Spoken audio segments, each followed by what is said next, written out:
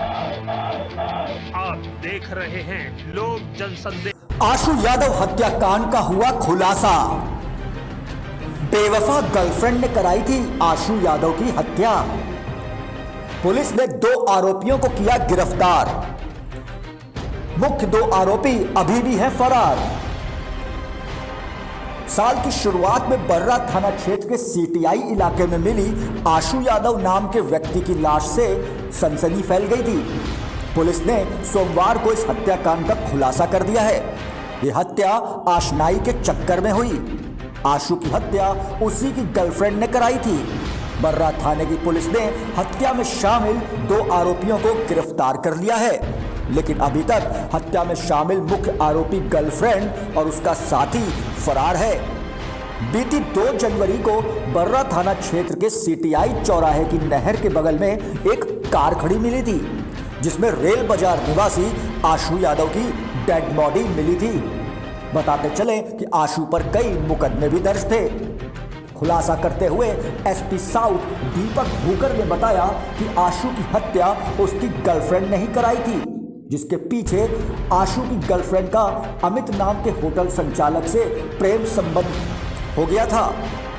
इसके चलते वो आशु से दूरियां बनाना चाहती थी, लेकिन आशु उसका पीछा नहीं छोड़ रहा था। बस फिर क्या था, गर्लफ्रेंड ने अमित के साथ मिलकर हत्या की साजिश रच डाली और 1 जनवरी की रात फोन करते हुए आशु को मिलने के लिए बुलाया, जहां सभी ने शराब पी और जब आशु नशे में हो गया तो पिटाई करने के बाद उसकी गला दबाकर हत्या कर दी गई। इस मामले में पुलिस को सर्विलांस और सीसीटीवी फुटेज से सफलता हासिल हुई है। आशु यादव हत्याकांड का खुलासा करने में शहर भर में स्मार्ट सिटी के तहत लगाए गए सीसीटीवी कैमरों से फुटेज मिलने पर बड़ी सफलता हाथ लगी।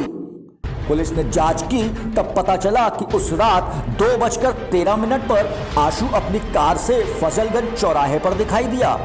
5 मिनट बाद ही यानी 2:18 पर वो विजयनगर चौराहे पर पहुंचा। यहां से वो पनकी कल्याणपुर की तरफ निकला। रात 3:37 पर आशु का मोबाइल बंद हो गया। तब मसवानपुर में उसकी लोकेशन थी। सीसीटीवी फुटेज से ही पता चला है कि आशु पनकी भी गया था। पुलिस के मुताबिक पनकी में ही कार के भीतर आशु को मार दिया गया। इसके अलावा सर्विलांस से पता चला कि आशु की आखिरी 6 से 7 बार बातचीत कल्याणपुर निवासी एक युवती से हुई है। फोन जब बंद हुआ तो उस वक्त भी युवती से ही उसकी बातचीत हो रही थी और दोनों की लोकेशन भी मसवानपुर में ही थी।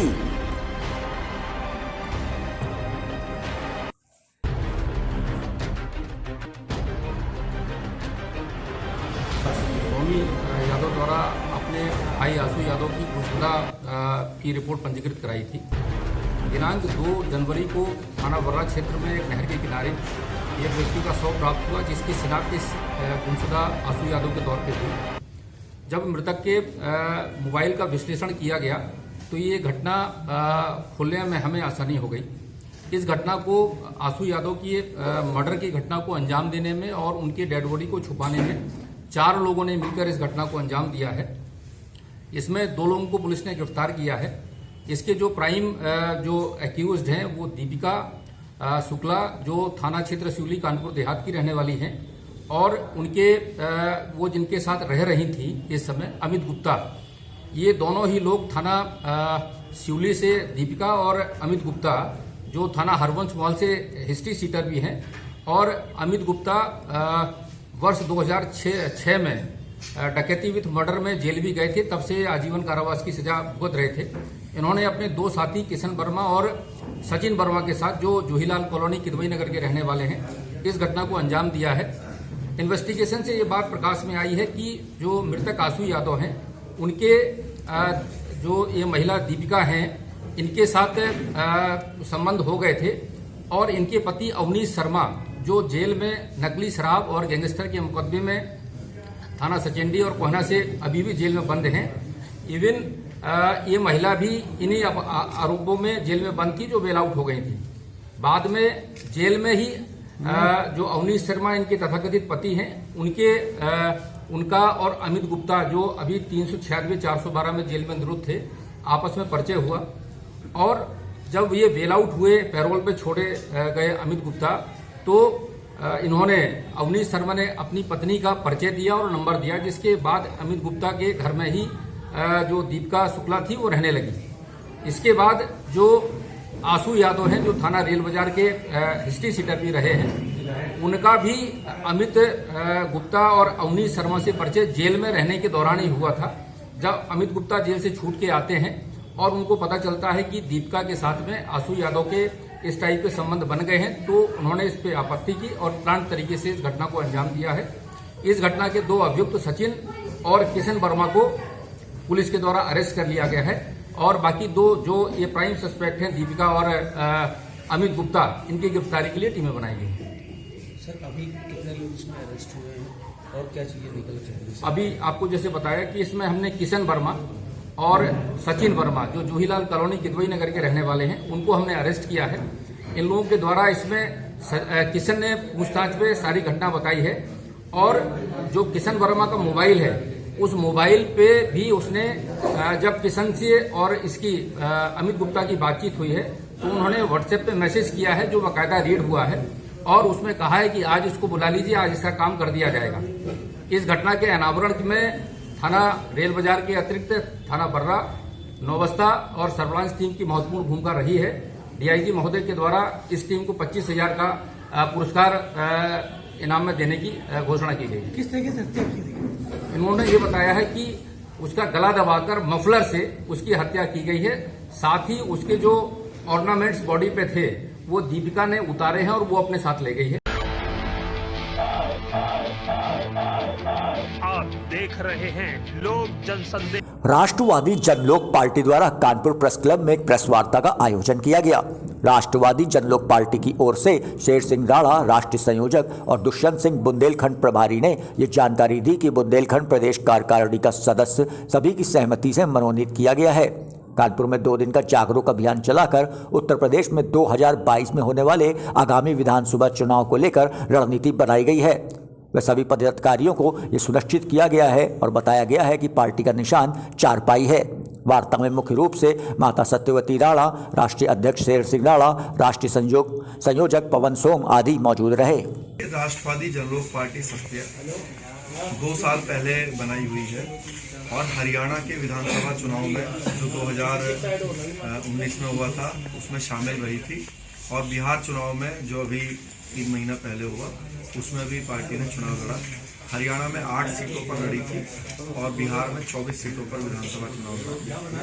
करीब 2nd और 3rd पोजीशन पर हमारी कई सीटों पर सफलता मिली हमें, लेकिन क्योंकि हमें समय नहीं मिला बिहार चुनाव में लॉकडाउन के कारण, तो सीट नहीं निकली पार्टी की, लेकिन एक अच्छे परसेंटेज ऑफ वोट जो है राष्ट्रवादी जनलोक पार्टी सबसे को मिला है। अब उत्तर प्रदेश में, क्योंकि वो हमारा गृह राज्य भी है और जो उत्तराखंड है वहाँ पर भी हम सामाजिक रूप से तो कई सालों से काम कर रहे थे, राजनीतिक रूप से भी करीब 2 साल से लोगों के बीच में काम कर रहे हैं। पश्चिमी उत्तर प्रदेश में पार्टी का ज़्यादा बड़ा जो है संगठन का ढांचा है, लेकिन अब बुंदेलखंड, पूर्वांचल, अवध और रोहिलखंड के अंदर भी जो है पार्टी अपना विस्तार कर रही है और उस विस्तार को करने के लिए ही जो है हमने जो बुंदेलखंड है वहाँ पर एक जो प्रदेश कार्यकारिणी है बुंदेलखंड की, उसको अब बनाने में लग रहे हैं।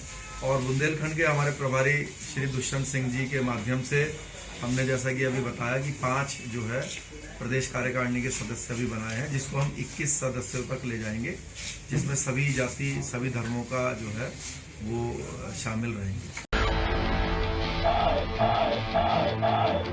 आप देख रहे हैं लोक जनसंदेश। कानपुर में सर्दी का सितम अब बढ़ने वाला है। सोमवार को शहरवासियों का पूरा दिन धूप निकलने के इंतजार में ही बीत गया। वहीं शाम के 4 बजते बजते अचानक बारिश हो जाने से मौसम ने खासी करवट बदल ली। बारिश होने से सड़कों पर चल रहे वाहन ठहर से गए, तो वहीं बाजारों में लोग बारिश से बचने के लिए शेड ढूंढते नजर आए। मौसम विशेषज्ञों के अनुसार ये बारिश फिजा में ठंडी के सितम को और बढ़ाएगी।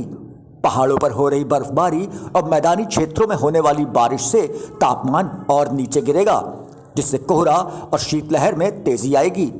कानपुर और आसपास के जनपद में अभी और बारिश होने की संभावना भी बनी हुई है। बढ़ती ठंड को देखते हुए बच्चों और बुजुर्गों को खासी सावधानी बरतने की जरूरत है। आप देख रहे हैं लोक जनसंदेश। देश का किसान लगभग 1.5 महीने से सरकार द्वारा लाए गए बिल के विरोध में घर बार छोड़कर भूखा प्यासा कपकपाती ठंड में विरोध प्रदर्शन कर रहा है।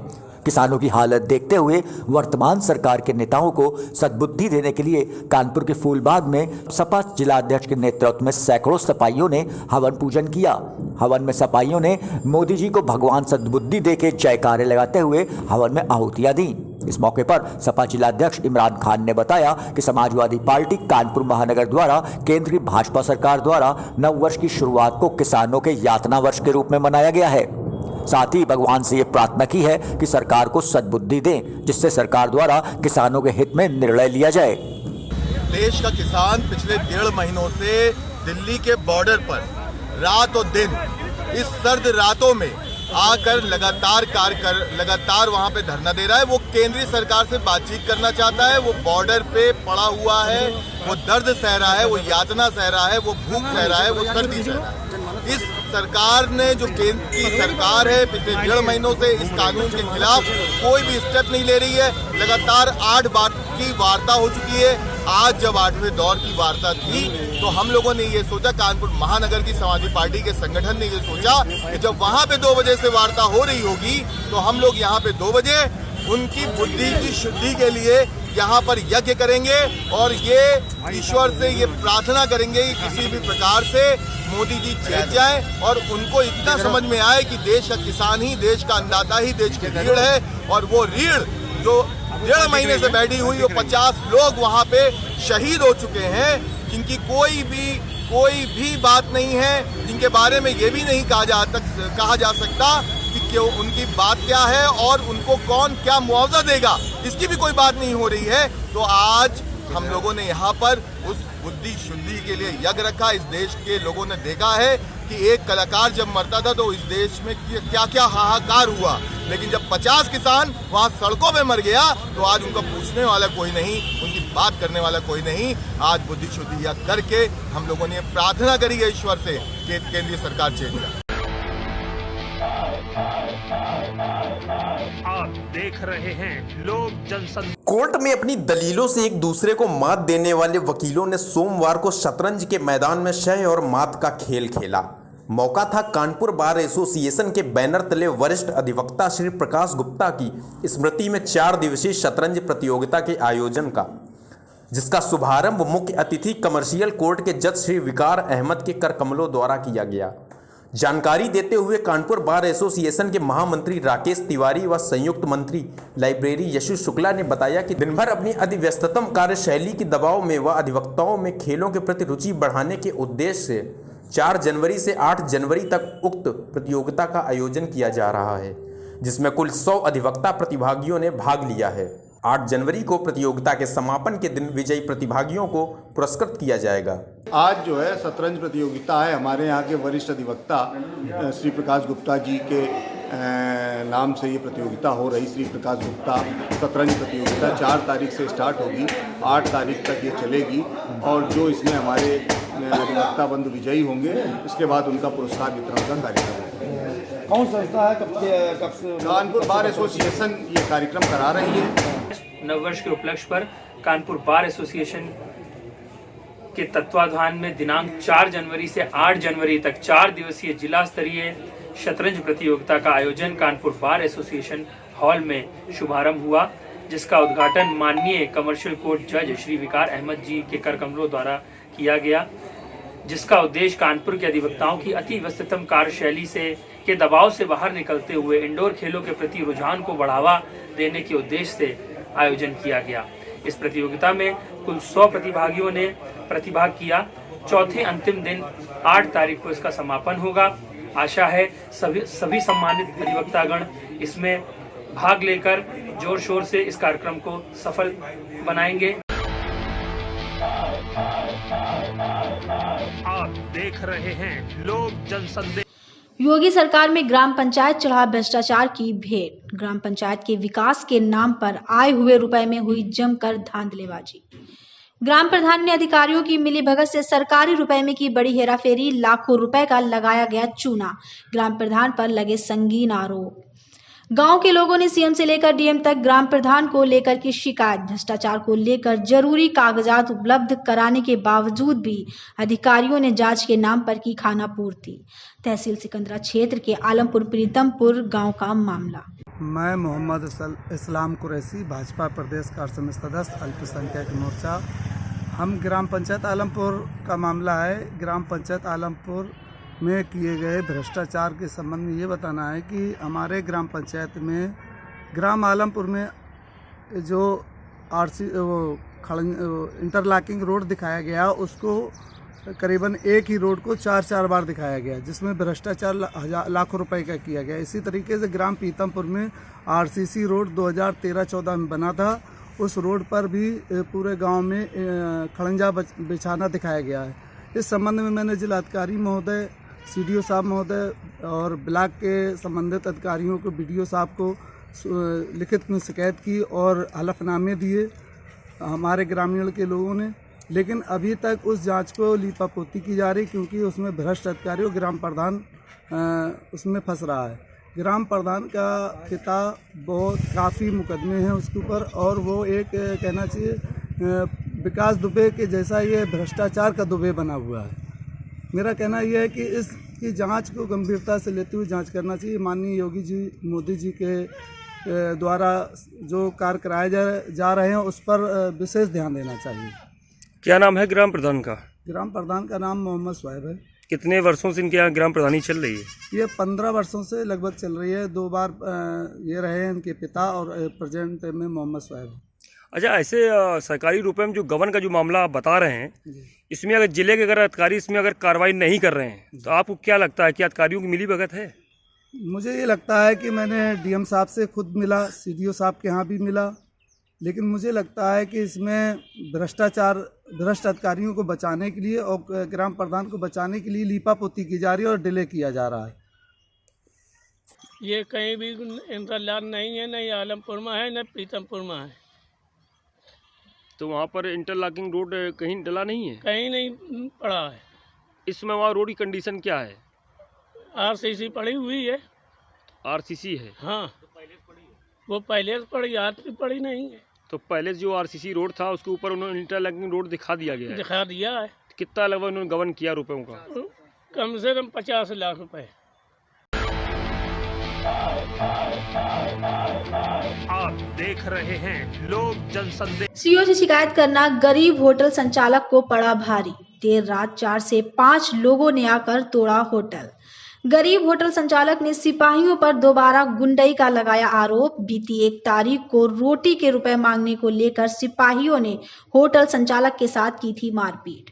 रात में मुंह बांध आए आरोपियों ने गरीब का होटल तोड़कर की गाली गलौज। शिकायत करने से भड़के हुए हैं आरोपी सिपाही। सदर कोतवाली क्षेत्र के फायर ब्रिगेड कॉलोनी के पास का मामला। सर, 1 तारीख को रात के 9:15 बजे एक गौतम नाम के स्टाफ के पुलिस वाले वर्दी में रोटी देने आए थे, 15-20 रोटी। तो हमने बोला 10 मिनट लगेंगे, तो बोले ठीक है। इतने कह के वो लोग चले गए, और फिर 10-15 मिनट में आए तो 5 जने आए। गौतम सिंह आए, नरेंद्र और नंदलाल और नागेश्वर और रवि वर्मा, ये लोग आए। तो बोले इतना टाइम लगा था। फिर मैंने रोटी दे दिए, तो फिर मैं पैसे मांगे तो इन्होंने मारना चालू कर दिए। नरेंद्र ने और नागेश्वर सब मारना चालू कर दिए। मोबाइल भी तोड़ दिए मेरा, और गाड़ी तोड़ दिया। फिर मैं यहाँ भगने के लिए लोग घेर लिए। फिर मेरे नौकर को भी मारा, और फिर मैं धीरे से इस सीओ सर के पास गया, तो सीओ सर ने मेरी मदद की। उन्होंने भेजे 2 फोर्स, तो उन्होंने फोटो खींच के ले गए थे। फिर वो बोले कि कोतवाली में आना, दिन में जैसा होगा फिर करता सर इसके सामने। अब ये दोबारा क्या हुआ आपके साथ? दोबारा सर 12:30 बजे हम सो रहे थे, जैसे नींद लगी तो 4 जने आए और तोड़ फोड़ करना चालू कर दिया। एकदम नींद खोले, देखा तो मुँह बांधे थे, गाली गलौज कर रहे थे और पूरे ध्वस्त कर दिए सर। आप देख रहे हैं लोक जनसंदेश। फर्रुखाबाद के थाना नवाबगंज कस्बा के चौराहे पर बंद पड़े मकान का ताला तोड़कर चोरों ने नकदी सहित लाखों का माल पार कर दिया। मकान मालिक अपने पिता की मौत हो जाने पर अपने गांव गया हुआ था। जांच में जुटी पुलिस ने रिश्तेदार युवक को हिरासत में लेकर पूछताछ की है। पूछताछ के बाद युवक ने पुलिस पर मारपीट करने का आरोप लगा दिया। इस पर गुस्साए ग्रामीणों ने थाने के सामने सड़क पर शव रखकर जाम लगा दिया और जमकर हंगामा किया। सूचना पर पहुंचे एसडीएम कायमगंज ने परिजनों को समझा बुझाकर जाम खुलवाया। वहीं सूचना मिलने पर भाजपा जिला उपाध्यक्ष ने पीड़ित के साथ मारपीट के आरोप लगाकर थाने पर सीओ से शिकायत की। सीओ मोहम्मदाबाद की मौजूदगी में भाजपा जिला उपाध्यक्ष वीरेंद्र कठेरिया और थानाध्यक्ष पूनम जौदान में जमकर नोकझोंक हो गई। एक व्यक्ति थे यहीं के जिनका घर में एक कैजुअल्टी भी हुई थी और उनके घर में चोरी भी हुई थी। जी सर। तो चोरी को लेकर के उनको एफआईआर दर्ज करने के संबंध में उन लोगों की शिकायत थी। थाने पर एफआईआर जिनकी दर्ज की गई है जी, उसकी कापी के लेकर थी, तो थाना स्तर से उसकी एफआईआर की कापी उनको उपलब्ध हो गई है और एफआईआर दर्ज होने के कारण वो लोग संतुष्ट हैं और डेड बॉडी को लेकर के क्रिमेशन के लिए चले गए। सर उन लोगों का आरोप था कि सर कुछ थाने में उनके साथ कुछ सर बदतमीजी की गई सर। थाना अध्यक्ष से ऐसी कोई जानकारी नहीं मिली है, उनके द्वारा भी कोई बदतमीजी की ऐसी सूचना हमें नहीं दी गई है जी। बस वो दर्ज करने में देर और सुबह देर और उसके लिए जल्दी के लिए करके कुछ डिस्प्यूट रहा होगा। जिला फर्रुखाबाद में आंसू दरोगा साहब ने मुझे बहुत मारा और मुझसे कबूल करवा रहे थे कि तुमने चोरी की है और बाकी सरों ने मुझे गालियाँ भी दी गंदी गंदी, इतनी तो मुझे घर पे भी नहीं देता कोई। इन्होंने मुझे मारा और उस कमरे में जाके कहा मैं तुम्हारे मुंह में जूता घुसेड़ दूंगा, सच सच बताओ नहीं तो बहुत मारेंगे। इसीलिए मैं रोने लगा तो इन्होंने मुझे और धमकाया और उस कमरे में ले गए। कह रहे थे मैं तुम्हें बहुत मारूंगा अगर तुमने कबूल नहीं किया तो वहाँ पे ना 2 ताले लगाए थे मैंने। एक शाम को तो बार बार टाइम पूछ रहे थे कहीं कुछ, तो वहाँ पे मुझे पता नहीं था कि चोरी हो गई। मैं सुबह गया उधर, मैं ताला खोलने घर पे, तो उधर पता लगा कि खुला पहले से पड़ा हुआ है। मैंने ऊपर देखा छत से, वहाँ पे देखा कुछ नहीं था। मैंने फ़ोन किया, सब फैला हुआ पड़ा था। तो पापा कि गिलौंदा का कोई परिवार यहाँ रहता है, उसके घर में चोरी हो गई जी। ठीक है, रात में पुलिस ने क्या किया, उसी के परिवार के एक नाबालिग लड़के को पकड़ के लाई और उसके साथ बहुत ही दुर्व्यवहार किया, मारपीट की। इस हालत की चोरी तूने की है, तुझे कबूलना पड़ेगा ना, तेरे मुंह में जूता घुसेड़ दूंगी, ये करूँगी वो करेंगे। एसओ ने बहुत बदतमीजी की और ये एसओ की आए दिन शिकायतें मिलती रहती हैं। ये एसओ महाभ्रष्ट है और इसने ही कहा कि कोई नहीं मरा है, तब वो लोग यहाँ डेड बॉडी लेके आए। आप देख रहे हैं लोक जनसंदेश। फिरोजाबाद पेट्रोल पंप पर डकैती डालने आए 4 डकैतों को पुलिस ने मुठभेड़ के बाद दबोच लिया। पकड़े गए चारों कुख्यात डकैत धाकड़ गैंग से रखते हैं ताल्लुक। पुलिस ने कब्जे से भारी मात्रा में असलहा और कारतूस बरामद किया है। इसके साथ ही पुलिस ने पकड़े गए बदमाशों के पास से पहले की गई लूटों का माल भी बरामद किया है। पुलिस ने धाकड़ गैंग के 4 आरोपियों को गिरफ्तार कर लिया है, वहीं 3 आरोपी फरार होने में सफल हो गए। लूट और डकैती की कई संगीन अपराधों को अंजाम दे चुके धाकड़ गैंग के 4 बदमाशों को आज पुलिस ने मुठभेड़ के दौरान गिरफ्तार किया। कई डकैतों को गिरफ्तार करने में, मुठभेड़ में गिरफ्तार करने में सफलता पाई है। इन चारों डकैतों का सरगना कुल्लू यादव और धाकड़ यादव थाना नसीरपुर क्षेत्र का निवासी है। इसके गैंग में कुल 7 डकैत हैं, जिसमें से 4 हम लोगों के द्वारा पकड़ लिए गए हैं, 3 भागकर बच निकले हैं। उनकी तलाशी में अभी भी टीमें काम कर रही हैं। इन चारों डकैतों के कब्जे से भारी मात्रा में असलहा कारतूस बरामद ही हुआ है। साथ ही साथ 3 लूटें हुई थी विभिन्न थाना क्षेत्रों में, नगला खंगर, शिकोहाबाद और मक्खनपुर में। उससे संबंधित जो माल था वो भी पुलिस ने सही 100% बरामद किया है। इसमें आपको बताना चाहूँगा कि धाकड़ यादव का गैंग बहुत ही नोटोरियस गैंग है। इसके पहले कई वारदातें अंजाम दिया है, लेकिन हर बार ये बचता रहा था। इसके खिलाफ आधा दर्जन से ज़्यादा लूट के मामले पंजीकृत पाए गए हैं। साथ ही साथ इसका पूरा जो गैंग है वो बहुत ही शातिर गैंग है। सभी बहुत पढ़े लिखे हैं, कई तो इसमें ITI किए हुए हैं इलेक्ट्रिकल और फिटर ब्रांच से। तो इस तरह का इनका प्रोफाइल है। बहुत ही शातिराना तरीके से मोबाइल का इस्तेमाल ना करना, बाइक्स बदल लेना, बाइक के नंबर प्लेट बदल लेने में माहिर हैं। आप देख रहे हैं लोक जनसंदेश। अमरोहा के गजरौला स्थित नेशनल हाईवे पर एक बड़ा हादसा हो गया है। यहाँ हाईवे पर पशुओं से भरा एक कंटेनर पलट जाने से 6 लोगों की दर्दनाक मौत हो गई है। वहीं कंटेनर के नीचे दबकर 14 पशुओं की भी मौत हो गई है, जिनमें कई की हालत नाजुक बनी हुई है। कंटेनर पलटने से जहां 6 लोगों की मौके पर ही मौत हो गई, वहीं कई लोग गंभीर रूप से घायल हैं। बताया जा रहा है कि कंटेनर तेज रफ्तार में था और टायर फटने से ये बड़ा हादसा हो गया। जानकारी के अनुसार व्यापारी जयपुर से अमरोहा और संभल तक पशुओं को कंटेनर में लाद कर ला रहे थे। मृतकों में 3 जनपद अमरोहा के हैं और 3 मृतक संभल के रहने वाले बताए जा रहे हैं। घटना की सूचना पर अधिकारी मौके पर पहुंचे। घटना के बाद दिल्ली लखनऊ नेशनल हाईवे पर लंबा जाम लग गया। बताते चलें कि ये हादसा गजरौला थाना क्षेत्र के नेशनल हाईवे स्थित गांव मोहम्मदाबाद के पास हुआ है। मेरा नाम असलम है। ये कंटेनर भैंसों का कहाँ से आ रहे थे लेके आप? जयपुर से। अच्छा, कितने लोग थे इसमें? इसमें लोग तो 15-16 थे, जना 18 थे। अच्छा, क्या था इसमें? भैंस। अच्छा, कितने लोगों की मौत हुई इसमें? हाँ, बहुत है, अब तो निकल ही रहे हैं, क्या पता कितने हैं। नहीं, अभी अस्पताल में कितने भर्ती करे? कुछ पता ना जी, मेरा तो एक ही था रे। ये सुबह 8:30-9 बजे की घटना है। 112 की सूचना आई थी गजरौला थाना क्षेत्र में NH9 हाईवे पर एक ट्रक जिसका टायर बर्स्ट होने के कारण हाईवे से नीचे गिर गया था, एक्सीडेंट हो गया था। जो अभी तक जानकारी मिली है उसके अनुसार इसमें कुछ व्यापारी वर्ग थे, कुछ लोग थे जो जयपुर से मवेशियों को खरीदकर इधर संभल की तरफ को जा रहे थे। ट्रक के नीचे गिरने के कारण उसी में ही दबकर इसमें 6 लोगों की डेथ हो गई है। जितनी भी कैजुअलिटीज हैं उनका पंचायतनामा भरकर अग्रिम कार्रवाई कराई जा रही है। इसके अलावा करीब 10 लोग थे जिनको लोकल हॉस्पिटल में भिजवाया गया था, जिनकी स्थिति सामान्य थी, वो डिस्चार्ज हो गए हैं। अधिकारीगण अभी मौके पे ही मौजूद हैं। ट्रक और बाकी चीजें क्लियर करवा ली हैं, हाईवे अभी क्लियर है और परिजनों से बात करके अग्रिम कार्रवाई कराई जा रही है। आप देख रहे हैं लोक जनसंदेश।